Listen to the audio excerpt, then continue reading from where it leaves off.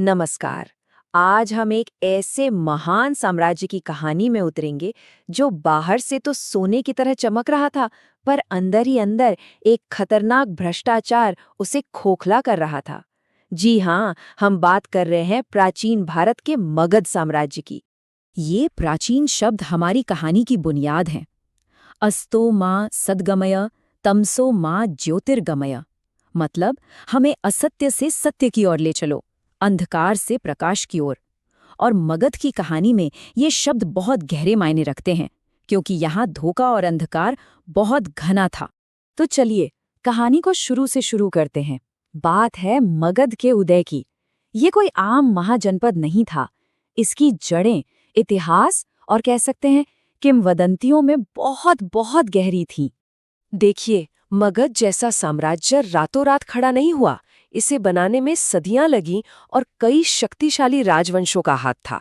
हम बात कर रहे हैं बृहद्रथ वंश के पौराणिक राजा जरासंध से लेकर फिर प्रद्योत और शिशुनाग वंश और आखिर में नंद वंश के विशाल साम्राज्य तक। धीरे धीरे एक एक करके मगध प्राचीन भारत की सत्ता का सबसे बड़ा केंद्र बन गया। और मगध की सबसे दिलचस्प बात जानते हैं क्या थी? इसका दोहरा चरित्र। एक तरफ तो ये तलवार और राजनीति का मैदान था, जहां राजा बिंबिसार और अजातशत्रु जैसे सम्राट अपने साम्राज्य को बढ़ा रहे थे।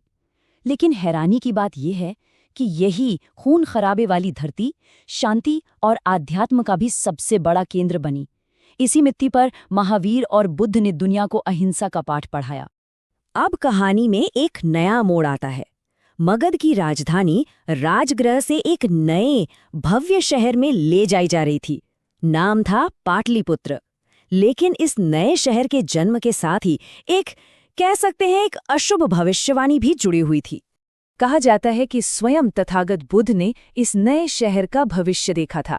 उन्होंने भविष्यवाणी की कि ये शहर शानदार तो होगा, पर इसे हमेशा आग और बाढ़ से खतरा रहेगा।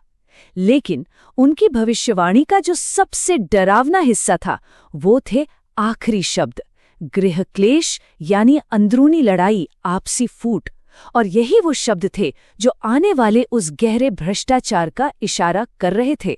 और बस यहीं से हमारी कहानी का पैमाना एकदम बदल जाता है।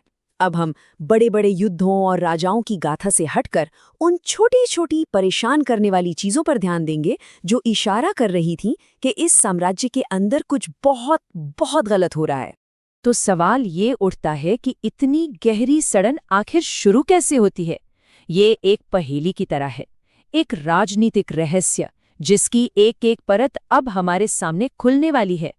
और यकीन मानिए, इस पूरे साम्राज्य को हिला देने वाले भ्रष्टाचार की जांच की शुरुआत कहाँ से हुई? सिर्फ एक सिक्के से। जी हाँ, सरकारी खजाने से दिए जाने वाले वेतन में से गायब हुआ सिर्फ एक पण, जो उस जमाने का एक सिक्का हुआ करता था। अब मैदान में आते हैं महामंत्री यानी चीफ मिनिस्टर। वो उन परिवारों से मिलते हैं जिनके बेटे जो शाही नौकर थे अचानक गायब हो गए थे। जब वो दूसरे अधिकारियों से मदद मांगते हैं तो उन्हें चुप्पी के सिवा कुछ नहीं मिलता। तब महामंत्री फैसला करते हैं कि वो खुद खजाने की जांच करेंगे। और जब वो वेतन की जांच करते हैं तो पाते हैं कि हर एक भुगतान में से ठीक एक पण कम है। महामंत्री के सामने अब एक पूरा पैटर्न साफ हो रहा था।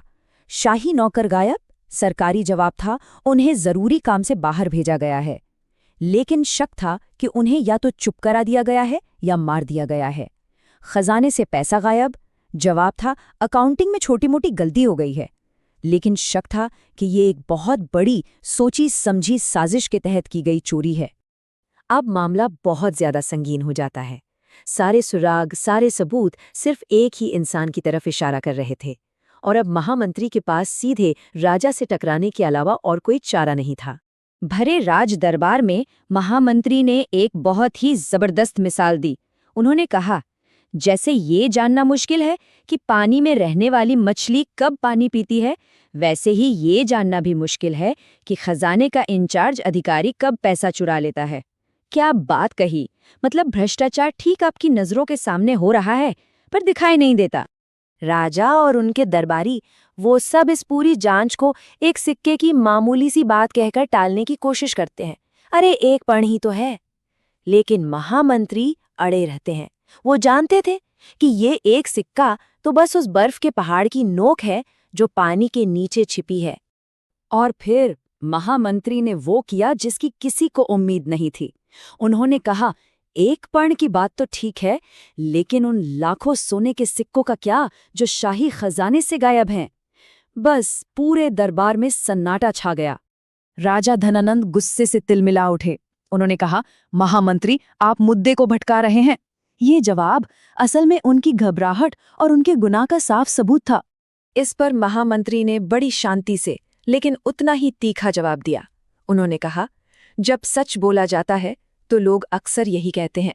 मतलब साफ था, महामंत्री राजा की ताकत से डरने वाले नहीं थे। और फिर महामंत्री ने एक एक करके सारे आरोप सामने रख दिए। खजाने से लाखों सोने के सिक्कों की चोरी, राजा के अपने सारथी अंगद की हत्या, इस जुर्म को छुपाने के लिए कई और भरोसेमंद नौकरों का कत्ल, और उन सब की लाशें उसी चोरी के खजाने के साथ गंगा नदी के किनारे दफन कर दी गईं। ये सिर्फ चोरी या कत्ल नहीं था, ये मगध की जनता और उसके सम्मान के साथ एक बहुत बड़ा धोखा था। उस भ्रष्ट राजा की आंखों में आंखें डालकर महामंत्री ने कसम खाई। उन्होंने कहा, महाराज, मैं मगध के सम्मान के बिखरे हुए टुकड़ों को इकट्ठा कर रहा हूं और मैं सत्ता के इस गलत इस्तेमाल पर बार बार चोट करता रहूंगा। ये एक ऐलान था कि जब तक वो हैं, वो साम्राज्य की आत्मा को मरने नहीं देंगे। तो ये कहानी हमें एक बहुत ही बड़े और जरूरी सवाल के साथ छोड़ जाती है। जब किसी साम्राज्य के रक्षक ही उसके भक्षक बन जाएं, तो उसके सम्मान की रक्षा आखिर कौन करेगा? जरा सोचिए, ये सवाल जितना तब सच था, उतना ही